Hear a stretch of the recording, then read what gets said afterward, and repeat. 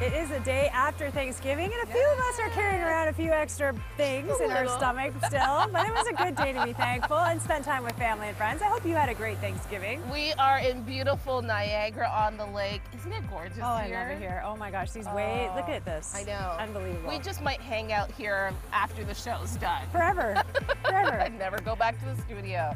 We hope you're having a great day. We have a great show in store for you today. I am so excited about my guest today. I can't wait for you to meet him. Those of you who are watching from home, his name is Magnus McFarland Barrow, and he has a great ministry called Mary's Meals. Him and his team are feeding 1.3 million children. That's crazy. Every single day.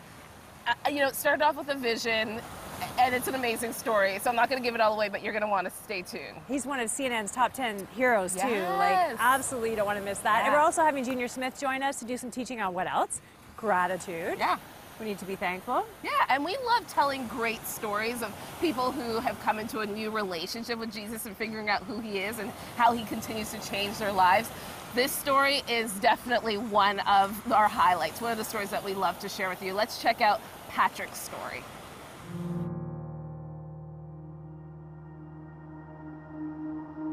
It was a rough childhood. My parents fought quite a bit. My mom suffered from depression, heavily medicated most of her life. My sister and I basically took care of my mom while my dad was away. He was gone quite a bit. Didn't have love in my life. Like I had nobody to look up to. I had nobody to talk to about, you know, teenage stuff. It was like work very hard, and then on the weekends it was, you know, drinking to forget. I really didn't think I was going to live past 30. I didn't see a future whatsoever. Demolition Derby was my way of saying, you know, I built this car, my own hands, and that was like maybe the only thing in my life that I could control, right? And then when things went south, then I had my old friend that came in a brown bottle to fall back on. It was a typical Saturday. Started at about noon. I had some wine in the fridge, drank that, drank whatever beer I had, went to the bar across the street. I closed the other bar within walking distance. Used to be train tracks, and it's elevated, and was walking home. And I fell down, you know, the corrugated stairs, like I guess probably a story and a half. Woke up on the side of the street, halfway on the street, halfway on the curb. Didn't know what happened. I thought I got hit by a car. I was missing skin from my elbows, my shins, and everything. So about a block and a half ways, I got home and basically passed out. And I woke up in the morning, my head was killing me. I'm looking at myself like, how did you let it get this far where my whole life revolved around alcohol, and then you pay for it the next day and you don't have any money left, and it's all consuming, right? So I said, okay, enough is enough. There's got to be something else. So I was working part-time, and the gentleman I was working with, his father came in on Tuesdays. So I started asking a few questions about Jesus and his life and his teachings and things. So it got to a weekly discussion.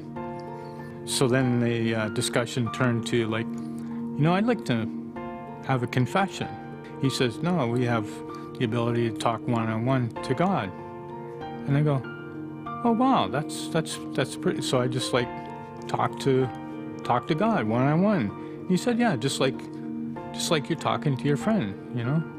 Confess what you've done wrong in the day and ask for forgiveness. And that next Sunday I went to People's Church and accepted Jesus Christ as my Savior. Basically at the same time, I weighed 417 pounds.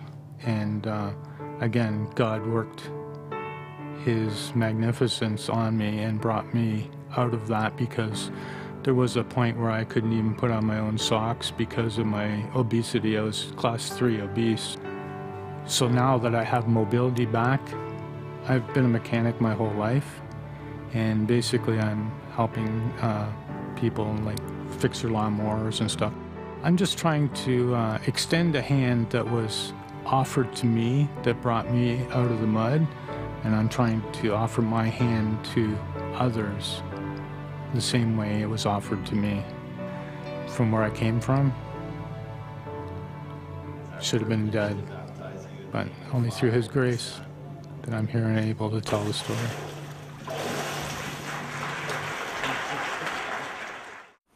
I love hearing stories like Patrick, because it just reminds us that no matter where we think we are, that God has a plan for us, a purpose, that it's never too late to allow Jesus into our lives. Yeah, and I think too, like sometimes you just feel like I've gone too far, I've done too much, and I can never change, I've always been like this. And stories like Patrick's reminds us that anyone can change at any time. Yeah. Sometimes we need divine help. So you can't just decide sometimes, maybe it's not working, but if you bring God into the situation, it's amazing what can happen.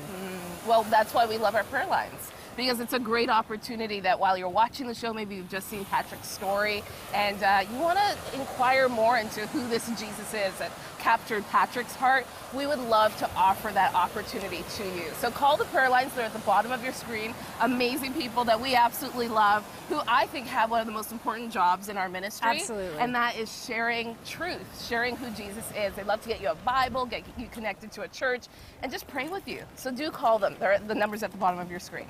And we're going to have more of 100 Huntley Street in just a moment. It's been 1 year since our founder David Maines passed, entrusting his legacy of Christian broadcast to us to continue sharing the message of Jesus. David built 100 Huntley Street with the support of many monthly partners. We're thankful that today they continue to form the financial and prayerful backbone of Crossroads Media mission. Is it your time to become a monthly partner? If you enjoy watching 100 Huntley Street, if you agree that our trusted Christian voice in Canadian media must stand strong, if you believe Crossroads Media Missions is critical to reaching our younger generation online with relevant Christian content, and if you want our 24/7 prayer phone lines and now new prayer chat lines to answer calls for help and hope, then please become one of the 1,000 new monthly partners we're looking for this month. Call today, 1-800-265-3100, to become a monthly partner and join us in giving thanks to God for using each of us to reach people with His good news. It is a season to be thankful, to spend time with family and friends, but we also know here at 100 Huntley Street that for people who've experienced loss, who are going through tough times, seasons like this can make it even more lonely. And that's why it's so important that we have our prayer lines 24/7, 7 days a week. We have a resource available to people that can call, that can have a friendly voice, that can have someone pray for them, that can experience the love of God. And we know that that is one of the most important things we do here at this ministry, but we cannot do it without you. So we're asking you today to consider supporting this ministry that goes coast to coast across Canada every single day of the week. If you would do that, we would be so, so grateful. The number is on your screen, 1-800-265-3100. You can also give online at crossroads.ca, and thank you so much for all you do. Right now, let's go to Maggie with her guest. My next guest was voted one of the most influential people in the world. He's also one of CNN's top 10 heroes.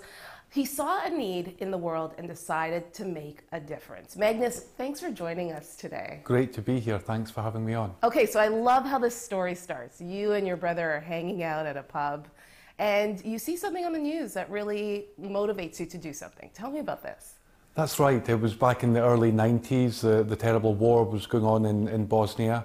And over this pint of beer one night, we just started saying to each other, wouldn't it be wonderful if we could even do one small thing to help those people who are suffering? And before we really thought about it or had any proper plan, we began asking friends and family if they would donate food and clothing and just the basics that people needed. And we drove that to Bosnia. I always say that was the first miracle in the story. It was the first time my brother and I ever hatched a plan in a pub that actually happened. So that was amazing enough. And then the work just grew in these amazing ways from there. But you and your brother thought, okay, we drove it to the border, we've done our duty, we've moved on. But people kept giving. Exactly, and that's why I kept going with this. I expected just to go back to my work. I was a fish farmer, a salmon farmer, and came home to find this mountain of gifts. And I just said to God at that point, I'll keep going as long as there's a need and as long as people keep giving. And here I am 25 years later. So you named the organization the Scottish International Relief and continued and started to expand and help other countries. Yeah, we began working in lots of different countries. For example, in Romania, opening homes for children who were abandoned and HIV positive there, and Latin America, working with street children, West Africa during the war in Liberia, doing primary health care projects, all kinds of things, but no real theme until this work of Mary's Meals was born. So how does, two guys who, again, as you said, fish farmers, how do you start an organization like this? I mean, people are going to be watching saying, how did this all happen, though? Well, I mean, first of all, I have no qualifications to do this work whatsoever. And thinking back on it now over the years, I think more than anything how gentle God is, leading me one step at a time and very much learning along the way. And from the beginning, completely dependent on other people and their gifts and their knowledge of organisational development or finance or whatever it might be. God's just always sent the right people at the right time as this organisation has grown around the world. So sometimes I just feel like I'm sitting watching this amazing thing unfold every day. You talk about God a lot in the process. Tell me about your relationship with God and how that started and how that motivated you in being able to do this work. Yeah, well, I'm a Christian. That's why I wanted to do this work. I suppose it's why my brother and I were motivated to try and do something small to help.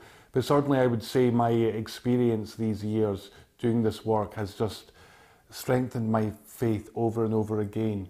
Just seeing God's providence at work over and over again when we've needed something to allow us to keep feeding the children. God has always provided. And I see that so often in the form of how he moves people in lots of different situations, lots of different parts of the world. He's moving people to get involved in this mission. So my faith has been deepened in lots of ways. Also very often learning and being evangelized by people who we think we're bringing gifts to, people who are the poorest of the poor, who might have nothing materially, but who have very often this incredible faith, this incredible trust in God.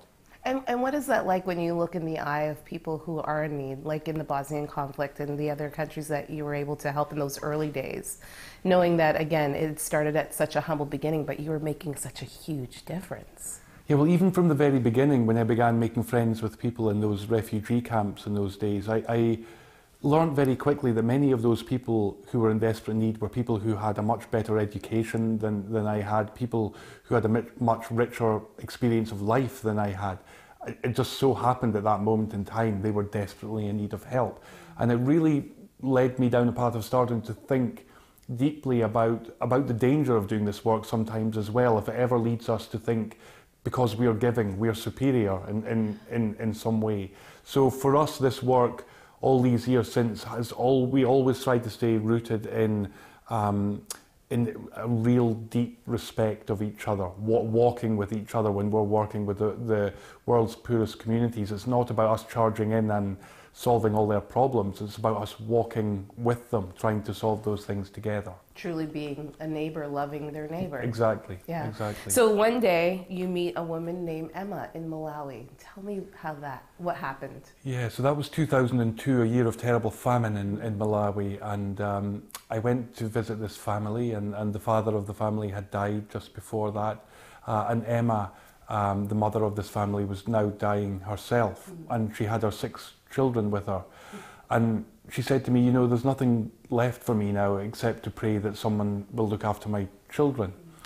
And then I began talking to her oldest child sitting beside her, and he was called Edward, and he was 14 years of age. And at one point in the conversation, I said to Edward, what are your hopes, what are your ambitions? And he looked at me and he said, I'd like to have enough food to eat, and I would like to be able to go to school one day. And that was it. That was the extent of his ambition at 14 years of age. And those words and the experience I'd had in the years before that of very often meeting children out of school because of hunger, children who were working or begging just doing whatever they need to do to put the next meal on the table, and therefore missing out on their possibility of education, missing out on their only possible escape from poverty. So those experiences and the words of Edward in particular that day really led to the birth of this simple work that we do. All right, well, we're going to take a quick break, and when we return, we're going to hear about this simple work that is changing millions of children's lives every single day. Stay with us. Later this week, cancer won't kill me. I said, my fight is not against cancer. You know, the drugs and the doctor will fight against that disease, but my fight is against fear. Fear is the thing that cripples you and paralyzes you, and that's what the enemy does. Media. This medium. Curated, created, constructed, and colluded to communicate, to influence, to connect, and entertain. With ease, with speed. Over 7 billion people yearning to connect, yearning to be fed, always looking out for whatever's cool, whatever's funny, whatever's trending. The medium is the message, but are we receiving the message? When everything is constantly moving, constantly changing, there is one thing that will not change, one thing that will outlast our lives, one thing that lasts longer than time itself, one thing that knows no bounds, no status, no color. That one thing has a name. As missionaries, we are here to share that one name, Jesus. Using the ease and speed of media to spread light to the lost, to communicate, to influence, to inform, to connect. We are media missionaries.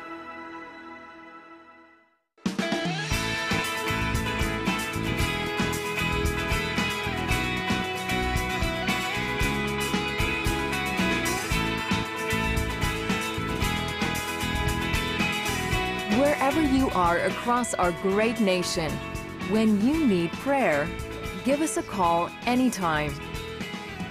We're here for you.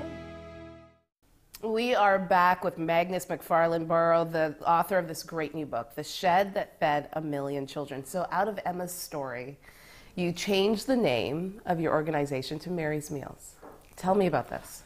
Well, two things. We just felt in a particular way with this new work that it belonged in a special way to Mary, the mother of Jesus. And we gave it to her and we asked her to show us how she would have us do this practical work, but to do it in a way that would honour her and point to her son.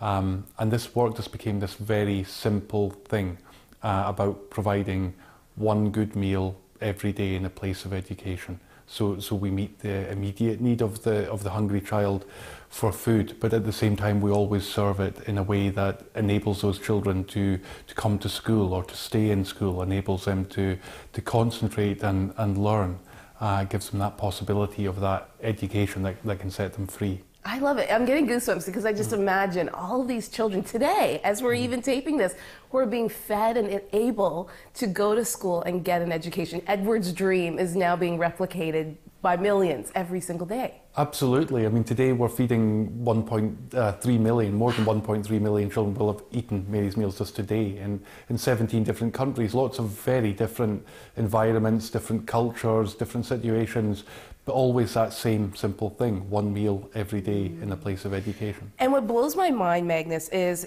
I'm trying to find my numbers, $19.50 US yes. to feed a school child for a year. I know. I mean, and I know that number sounds impossible. Like I have $20 in my pocket, I can give it to you right now. I know, and that's a real number. That's how much it costs us, the global average. And that's a huge part of that is possible because of those volunteers I talked about. If you think just in Malawi, there are 85,000 volunteers taking part in this mission. So you can imagine how different that cost would be if we were paying salaries for all those people. And that's one of the things I love about this work, all those little acts of love all over the world, people doing lots of different things, whether they're cooking in Malawi or volunteering their time in Canada or whatever it might be. We're all walking together with that same very simple goal. And I love just that sense of being part of that big family doing that. Yeah, and you said it's grandmas, it's moms, it's aunties who are saying, yes, we're going to cook these meals to make sure these kids are fed. Exactly, and it's really important for us that this is owned first of all by the local community where those meals are being served. It belongs to them more than it belongs to us. So we're walking with them, we're providing the food, and the food as much as possible, we buy that locally as well to help the local farmer, to help the local economy, but the daily work belongs to that local community. And you served your 1 billionth meal in India just last year in 2017. Yeah, I know, it's a big number. Wow. Too big for me, that's for sure. And that's the thing, as the work grows larger and larger, and we want it to, there are still 66 million children out of school hungry today waiting. So please God, we continue to grow and reach them. But in another sense, I want this work to stay very small as well. I want this work always to be, first of all, a work of love. And for us, it's always thinking about the next child waiting more than getting too caught up in big numbers or strategic plans or whatever it might be. And a good reminder that you have here, hunger kills more people each year than AIDS, malaria, and tuberculosis combined. Exactly, and as you just said, meanwhile we can feed a child for a year for $19.50 American dollars, and we have this vision that every child in this world might at least eat one good meal every day in their place of education. And I know when we began this and we would say that was our vision, people would look at us like we were a little crazy. I think it's much more crazy that any child in this world of plenty would go a day without at least one good meal when that's all it costs. Yeah. Is it true that your operation still works out of a tin roof, a little shack?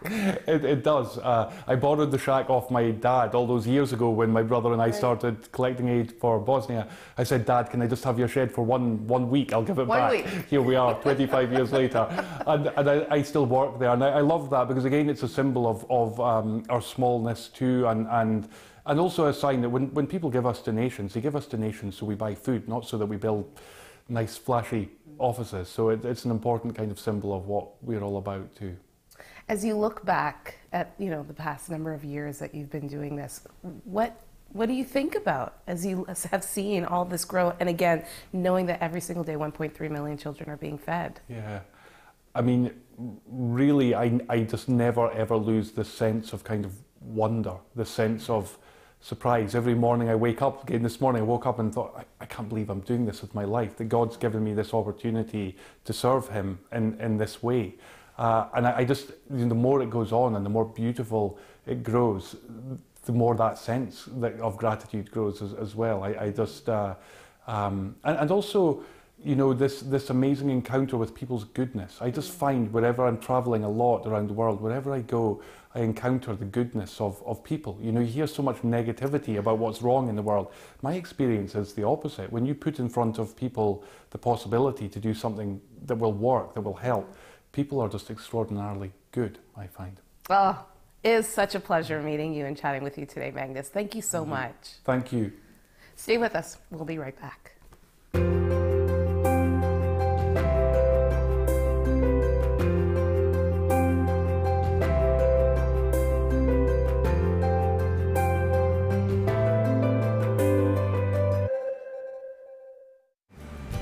What made me want to work at Crossroads as a prayer partner was because I understood that it was a little bit different than a crisis line, because when callers call in, we get straight to the heart of the issue instead of just working through the symptoms of their problems. And I really loved that, and I wanted to be a part of that and encourage people in that way from a spiritual perspective. I used to work 100 Huntley Street, and I had a friend who was working here, so I started praying about it, and God directed me to the employment site to check for jobs, and there was a job advertised, and then I applied. They called me for the interview. The very day I came here for the interview, it was amazing. I just felt within my soul, this is where I belonged. And from there on, that's how miracle happened, and I'm here.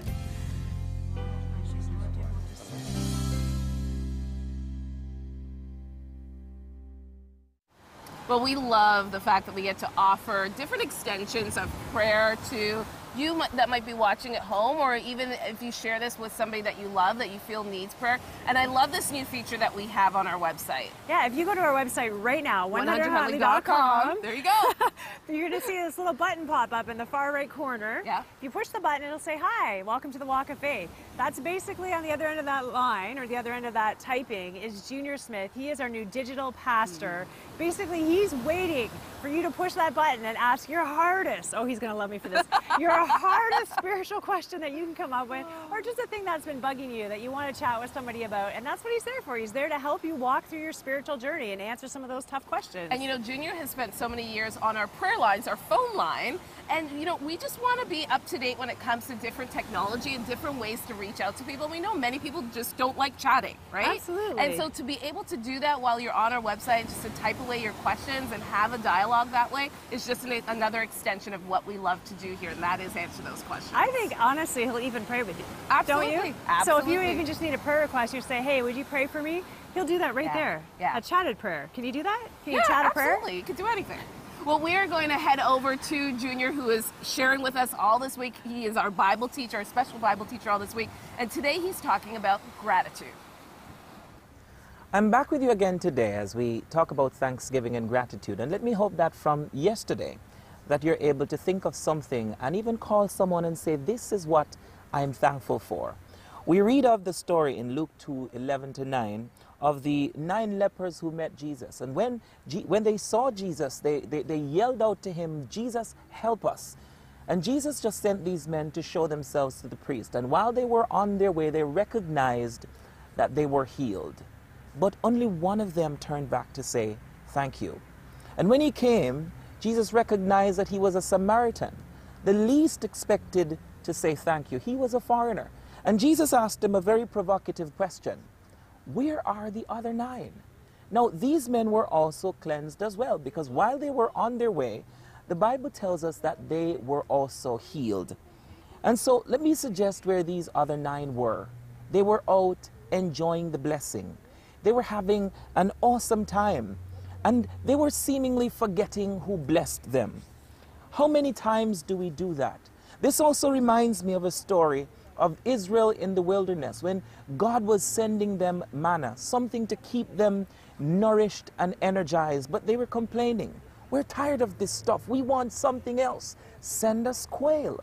So God sent them quail and more quail and more quail. And the Bible said, till it stunk. What they were recognizing was a miracle happening, but it was not enough for them. They wanted probably a filet miracle. And so many of us, we complain about the job that we have when there are so many people who are unemployed. How many times do we complain about our annoying children when so many people have none? How many times do we complain about our houses, the things that we have, when some people are dying just for a fraction of what we have? I'd love for us today to think about that one thing that we're thankful for. We have a prayer line, and the number is just below on the screen. You can go to our website, and that pop-up button at the end, send a message. Let us know what you are thankful for. How about you pick up the phone right now and call a friend and say, hey, I'm thankful for you. And that is something to do, an attitude of gratitude. Thanks so much for that, Junior. You know, I love what he said about gratitude, and it is something to remember every single day. And one thing I'm grateful for is the awesome interview you did with Magnus. Oh, I'm so grateful for that too. You know, as many of you know at home, I run a small charity out of the Hamilton area called the Baby Depot. So hearing Magnus's story of, you know, starting this little thing, you know, in a tin house shed, and this idea that popped into his mind with his brother, and how it has just grown, and how many children's lives are being impacted, it just warmed my heart. Just a reminder that little things can grow to big things. And I've seen that with you, Maggie, that all the time God is growing your charity, but it's His plan, His timing, and His way. I hope that encourages you today. Follow what God has for your life and invite Him in and see what He does. Thanks for joining Niagara us. on the Lake. See you later. Bye. Bye.